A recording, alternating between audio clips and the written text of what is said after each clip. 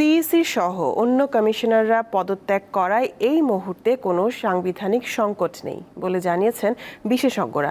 তাদের মতে চলমান আইনি নির্বাচন কমিশন গঠন করে অবাধ, সুষ্ঠু ও গ্রহণযোগ্য নির্বাচন করা সম্ভব।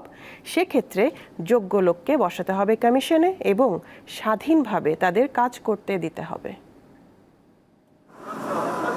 দেশে প্রথমবারের মতো একাদশ জাতীয় সংসদ নির্বাচনের আগে আইন অনুযায়ী সার্চ কমিটির মাধ্যমে গঠন করা হয় নির্বাচন কমিশন। সার্চ কমিটির সুপারিশের আলোকে রাষ্ট্রপতি নিয়োগ দেন প্রধান নির্বাচন কমিশনার ও অন্য কমিশনারদের। সবশেষ দ্বাদশ জাতীয় সংসদ নির্বাচনের আগে 2022 সালের 26 ফেব্রুয়ারি কাজী হাবিবুল আওয়ালের নেতৃত্বে নির্বাচন কমিশন গঠন করা হয়। তবে সংবিধান অনুযায়ী তাদের 5 বছর মেয়াদ পূর্ণ হওয়ার আগেই গত 5 সেপ্টেম্বর পদত্যাগ করে আওয়াল কমিশন।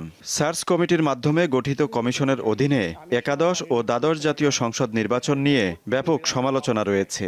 পদত্যাগ করতে এক্ষেত্রে কমিশন আইন বা অন্য কোনো ত্রুটিকে দায়ী করতে নারাজ আইনজীবী ও সাবেক কমিশনাররা।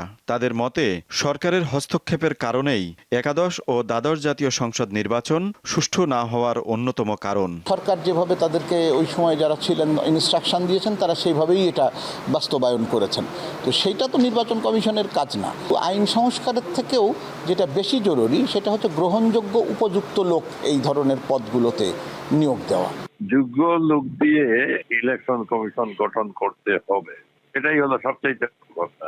আর তাদেরকে কাজ করতে দিতে হবে, যারা সরকারে থাকবেন তারা তাদেরকে স্বল্পতভাবে সাহায্য করতে হবে। বিএনপির এই নেতাও যোগ্য লোক দিয়ে নির্বাচন কমিশন দ্রুত পুনর্গঠনের আহ্বান জানান। সার্চ কমিটি কিংবা সার্চ কমিটি বিহীন যেভাবেই হোক, মূল বিষয়টা হচ্ছে নির্বাচন কমিশনের যারা দায়িত্বে থাকবেন তাদের পারফরমেন্সটা কি হবে, তারা কতটা চাপমুক্ত থাকতে পারবেন সেটার উপরে নির্ভর করে। সুতরাং বিষয়টা কিন্তু পরিপূর্ণভাবেই রাজনৈতিক নেতৃত্বের উপর নির্ভরশীল, সাময়িক অবস্থায় এই সরকারের বর্তমান সরকারের উপরে নির্ভরশীল। বিশ্লেষকদের মতে আগামী নির্বাচন বিতর্কমুক্ত হবে কিনা তা নির্বাচন কমিশন এবং সরকার তাদেরকে কতটা স্বাধীনভাবে কাজ করতে দেবে তার উপরই নির্ভর করবে।